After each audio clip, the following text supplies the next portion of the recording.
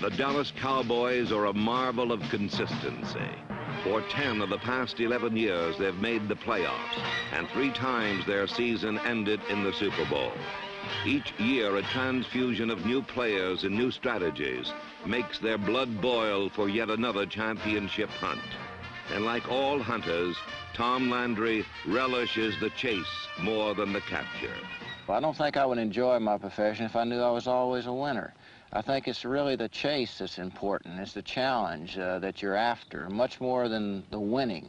I think the greatest thing that competitive athletics does for anyone is it teaches him how to meet defeat, not how to meet victory. Because I think that only through defeat is character built. And I think this is the greatest thing that competitive sports do for any youngster or any man. And as I've gone through the game of football through the years, I've been able to cope with the defeats and learn how to overcome them, to endure to the point that you can come back the next time and compete harder.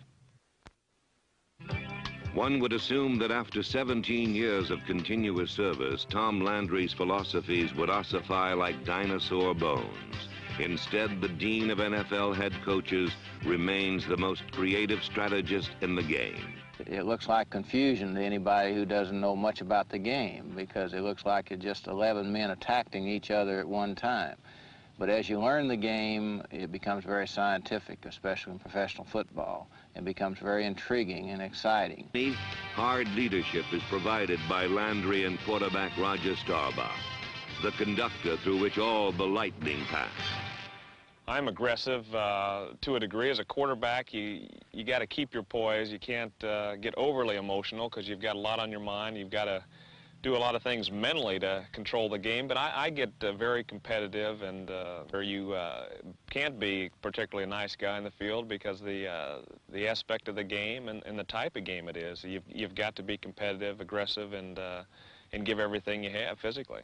It's just hard to put your hand on exactly why he makes the big plays, but he does. And there's certain athletes that do it, and Drew Pearson's one of them.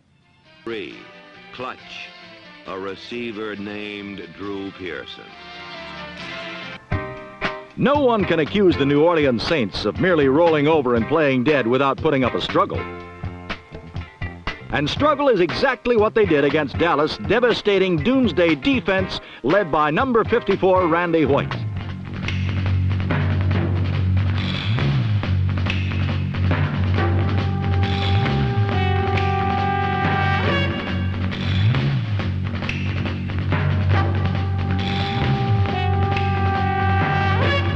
The Cowboys' attack, led by Roger Staubach and powered by emerging star Scott Laidlaw and tight end Billy Joe Dupree, number 89, was every bit as physical as the Dallas defense. The Cowboys rolled up over 400 yards and averaged more than 6.5 yards each time they touched the ball against the defenseless Saints. Passing from a new variation of the shotgun, Jolly Roger hit on 15 of 22 as everything went right for Dallas in their 24-6 romp in the Superdome.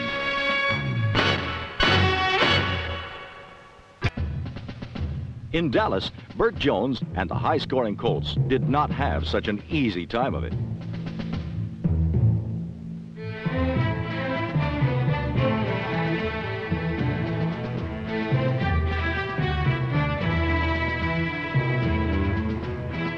During the past year or so, Burt Jones has been one of the NFL's hottest quarterbacks. But last Sunday, the Dallas Cowboys found a way to cool him off, at least temporarily. But every time it seemed that the rifle could not fire another shot, back would come Burt, and the Colts would be at it again.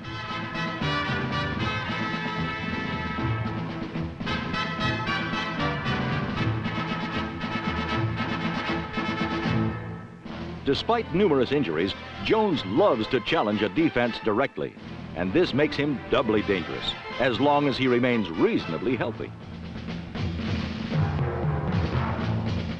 Roger Staubach, on the other hand, has learned that it is easier to trick people than it is to run over them.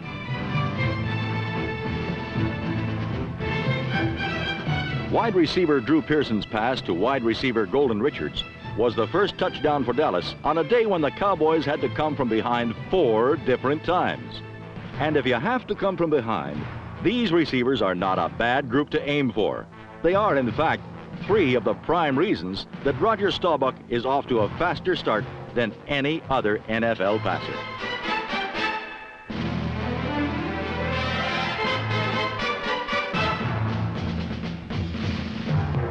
Against Baltimore, Staubach completed 22 of 28 for 339 yards, including this one to perfectly positioned Billy Joe Dupree for the touchdown which put Dallas ahead 27-24. But Baltimore tied the score with just 28 seconds to play. And there were only 12 seconds left when Staubach launched this pass for his favorite clutch receiver, Drew Pearson.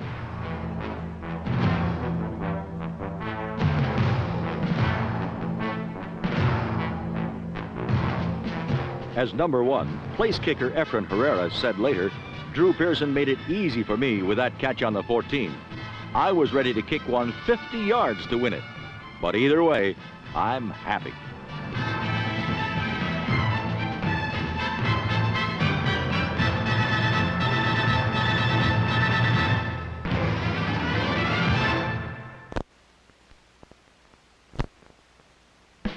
In the Seattle Kingdome, the Dallas Cowboys met an ambush. Seahawk coach Jack Patera was one of the original Cowboys, and quarterback Jim Zorn was cut by the Cowboys just last year.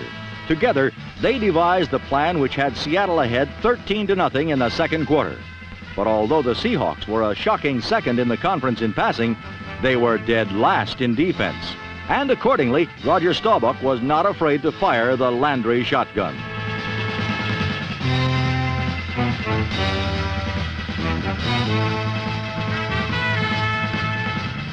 Staubach, the NFC's leading passer, brought the Cowboys back with more than 400 yards of offense to add to their already league-leading total. This touchdown by Charles Young gave the Cowboys the lead just before halftime. In the second half, Staubach controlled the game. Stumpy running back Robert Newhouse stumped the Seahawks with 120 yards and this clinching touchdown run as the Cowboys became the only undefeated and untied team in the NFL.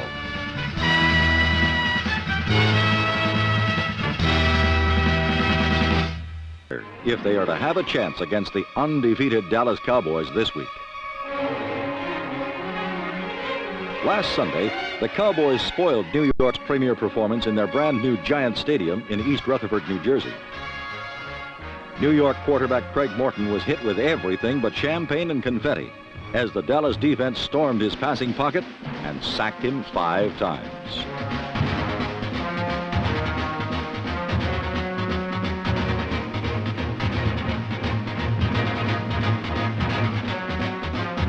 If Morton had been given more time, he might have been able to duplicate this completion to Jimmy Robinson, number 85.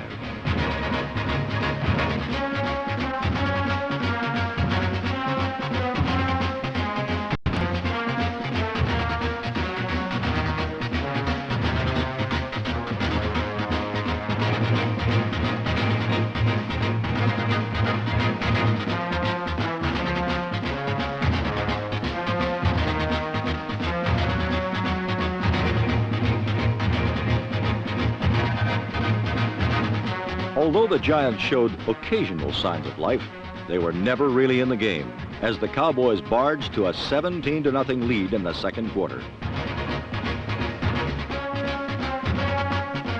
Robert Newhouse and Doug Dennison, number 21, tallied touchdowns, and Roger Staubach teamed with Drew Pearson for another.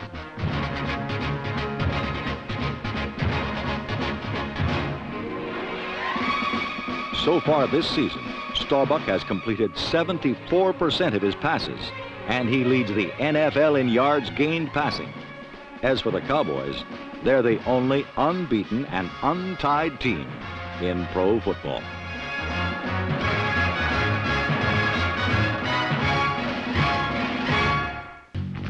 One guy you never stick your tongue out at is Dallas quarterback Roger Staubach, whose tidy set of statistics has buried 5 straight opponents.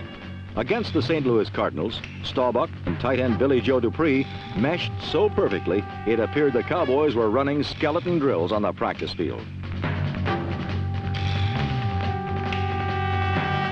However, the Cardinals were not unduly worried, for if Dallas has the faculty for producing the home run play, they also historically have the facility for allowing them. The Cowboys' deep defense was said to be soft, and Mel Gray, number 85, turned it into jello.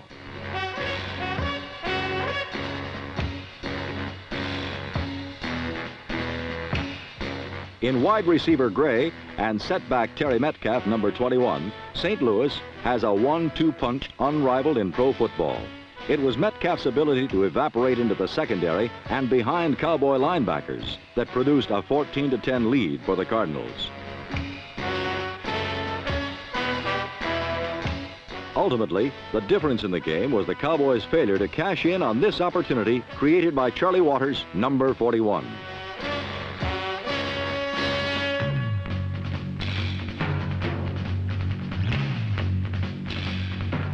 Instead of reaping a touchdown, or at the very least a field goal, Dallas came up dry, while St. Louis engineered a 98-yard drive that ended in a lady luck touchdown by Gray.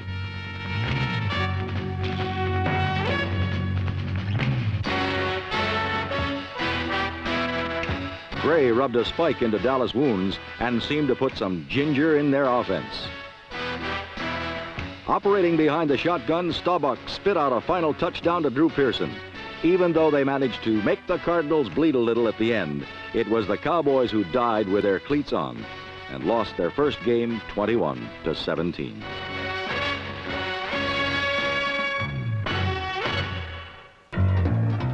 One runner whose fortunes were not on the wane was wondrous Walter Payton of the Bears. With over 700 yards rushing, number 34 tried to become the first man to catapult out of Texas Stadium.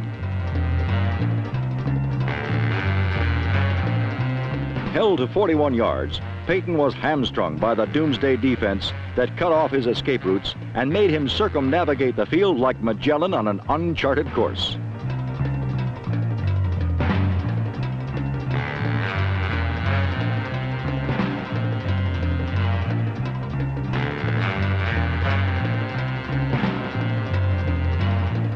Without Walter to worry about, Dallas looked around for a stationary target and drove a quiver full of hits into quarterback Bob Avellini, number 7.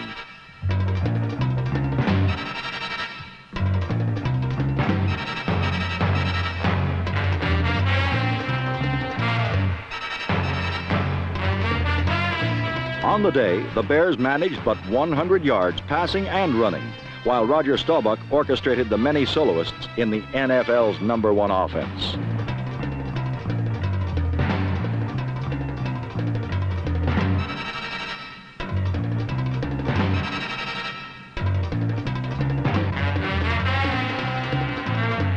While Staubach rarely offers up his body to defenses anymore, he is still a high-risk quarterback. Someone who will trade a bruise for a touchdown.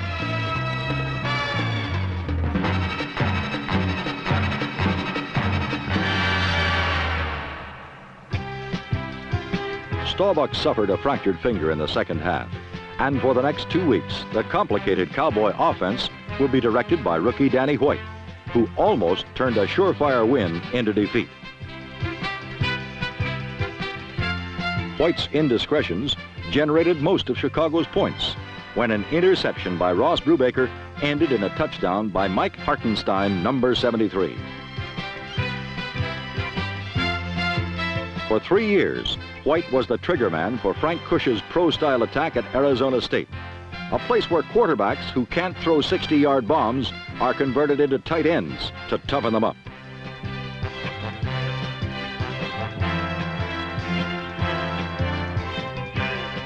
Luckily for White, he is surrounded by a talented corps of specialists like Preston Pearson, number 26, who know their way around a pass pattern and are invaluable in the clutch.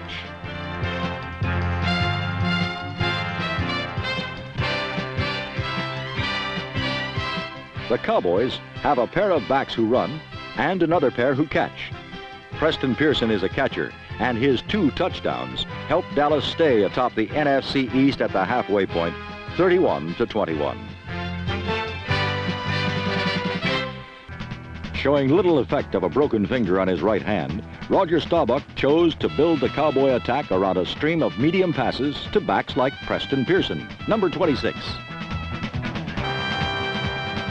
These completions, coupled with a steady grind-'em-out ground game, moved the Cowboys in for 2 short scores and secured for Dallas first place in the NFC East.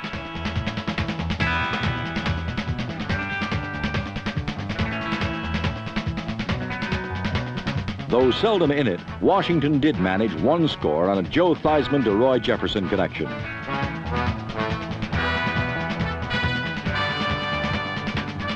Most of this Halloween night, however, Redskin quarterbacks found doomsday more frightening than a jack-o'-lantern as the Dallas defenders tricked them into retreat, then treated them to some bruises.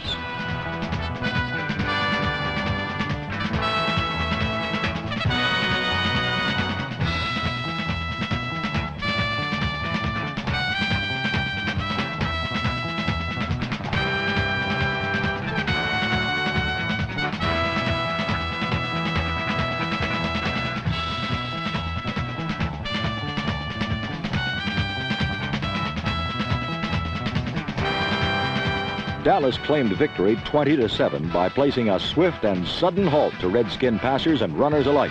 New York Giants, Harvey took an inside route to pulverize Craig Morton and preserve a last-second victory.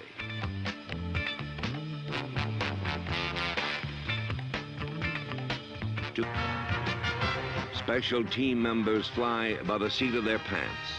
It takes daredevils like return specialist Butch Johnson, number 86, and other young stars such as Saldi, Jensen, Hegman, Rafferty, Edson, Hughes, Reese, and Shawn.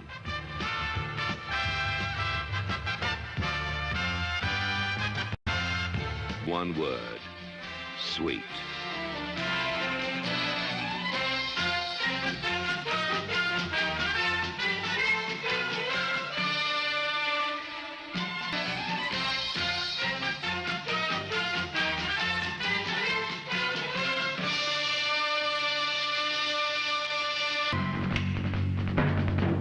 In Atlanta, Roger Staubach's crooked pinky was not the only thing bent out of shape for the flat and still deflating Dallas Cowboys. Dallas' game plan was to resuscitate their vanishing ground game, a vital element in the Cowboys' complex and ornamental yet wonderfully conceived offense. For 3 quarters, things worked out marvelously as Dallas ran well, built a 10-0 lead, and always seemed on the verge of blowing out the Falcons.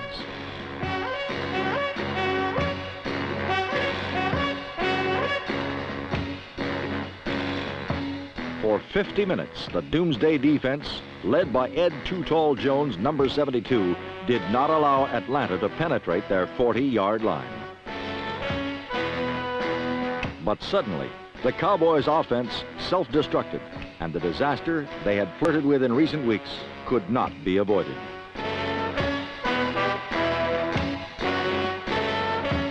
In a 5-minute stretch in the final period, Dallas committed almost more errors than they had for the entire season, and Atlanta eventually turned every mistake into points. Mike Esposito, number 26, a seldom-used running back, keyed the upset with a 35-yard touchdown burst as they beat the Cowboys on one of those any given Sundays, 17-10. In view of the previous Thursday's events in Irving, Texas, where a Turkey Day crowd of 62,000 plus watched the Cowboys feast on another brand of bird.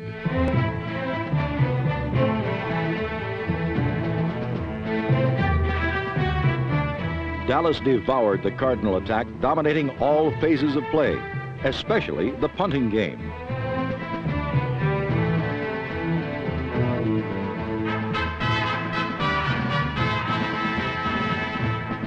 The Cowboys splintered the Cardinals' protective wall, blocked this punt, and notched 2 points.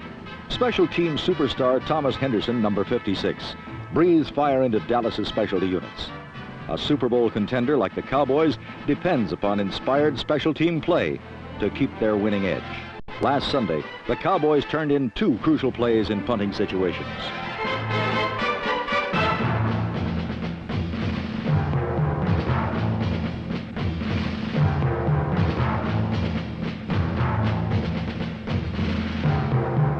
Danny White's fourth down pass to Benny Barnes came with but a minute to play in the first half. 4 plays later, Roger Staubach made it hurt.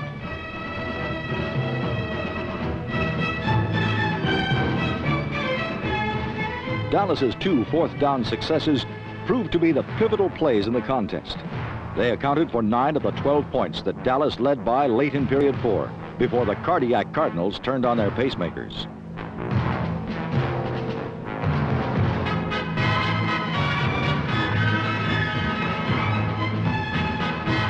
But for the second week in succession, St. Louis's last-minute heroics did not a victory bring. The game ended with St. Louis on the Cowboy 8-yard line. 8 yards that may cost the Cardinals a playoff berth.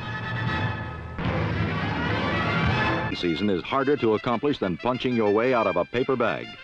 Facing the talent-laden Dallas Cowboys, the Eagles, and in particular Bill Berkey, number 66, tried to intimidate Drew Pearson, number 88, the NFC's leading wide receiver.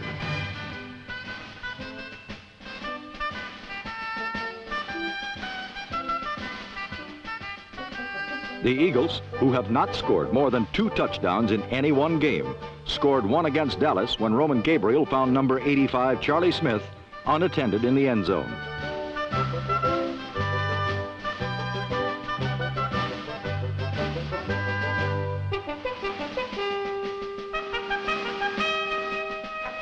For the first time in weeks, Roger Staubach was able to mix in some runs with the passing that has been the staple of the Cowboy attack.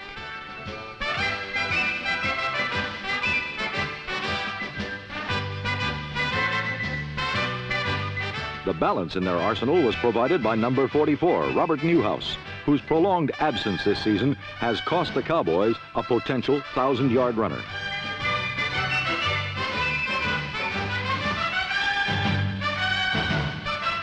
Before Newhouse nursed himself back to health, Dallas relied on the doomsday defense and the spectacular play of their special teams.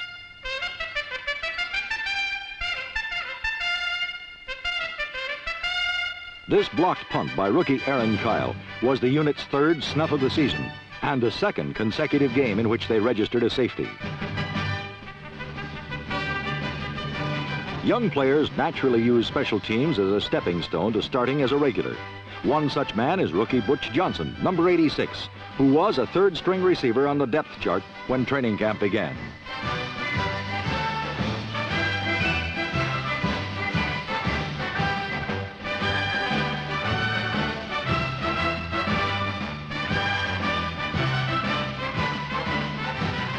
Johnson's touchdown nailed down a 26-7 victory, and more importantly, the title in the NFC East for the Dallas Cowboys.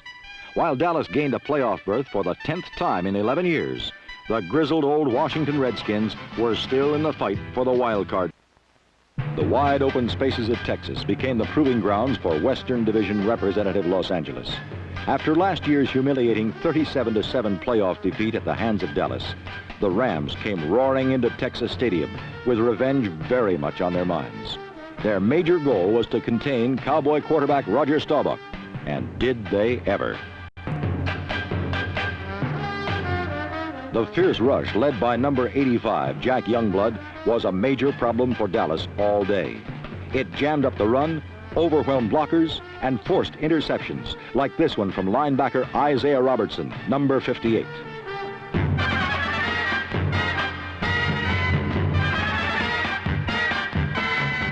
But the Rams hardly held a defensive monopoly. Dallas pulled off some sparkling heists of their own, and number 41, Charlie Waters, seemed like he was in on every one of them.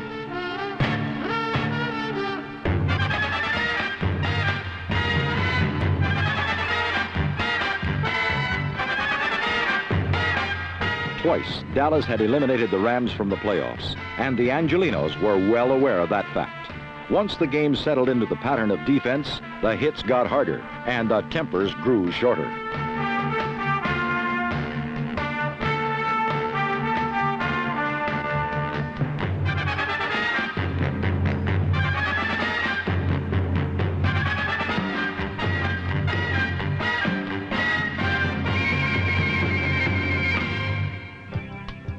Late in period 1, Rookie quarterback Pat Hayden got the Rams moving with a toss to Harold Jackson, number 29. Hayden had been a surprise starter, having damaged his knee the week before. But the Rhodes Scholar showed no ill effects and much Oxford guile when his touchdown run put the Rams ahead 7-3.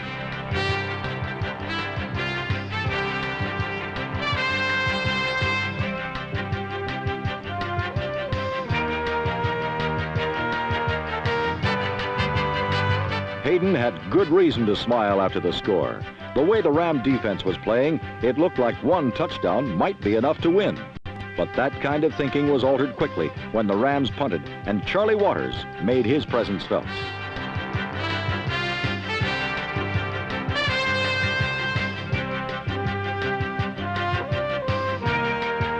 After the recovery, Staubach moved Dallas with surprising ease and capped the 8-play drive with Scott Laidlaw's touchdown, just to make sure Laidlaw, number 35, took it in twice.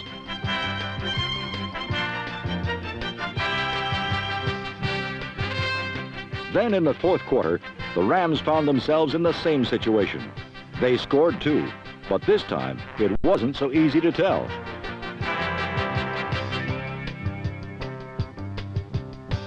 Despite a consensus from the officials, the Cowboys still weren't convinced that LA had retaken the lead. Using a most elegant, prosaic style, Dallas pleaded their case, but it didn't seem to do much good.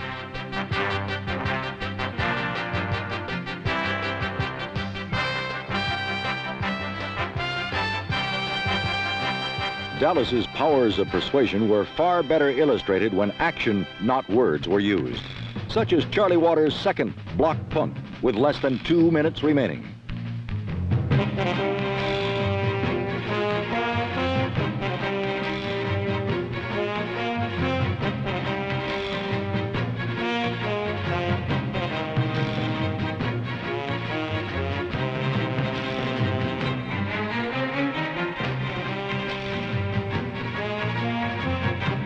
Down by 4 points, the Cowboys had to score a touchdown for a win.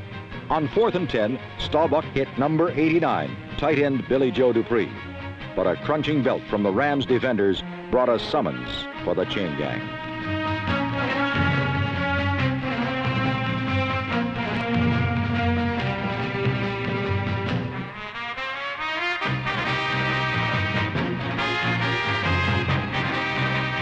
When the verdict came in, there was dancing on Hollywood Boulevard, but no joy in Irving, Texas. By inches, the Cowboys had been stopped, and now Los Angeles was closer to victory than any time all day. If they could hang on, it would be the first time a Ram team had ever won a playoff battle on the road. But Dallas held one last time and forced LA to punt. Rather than meet up with Waters again, kicker Rusty Jackson ran out the final seconds, allowing a meaningless safety. The 14-12 decision dethroned NFC champ Dallas, who will now have to watch the Super Bowl on television. But the same fate awaits the Rams too, unless they can whip rugged Minnesota this week for the conference crown.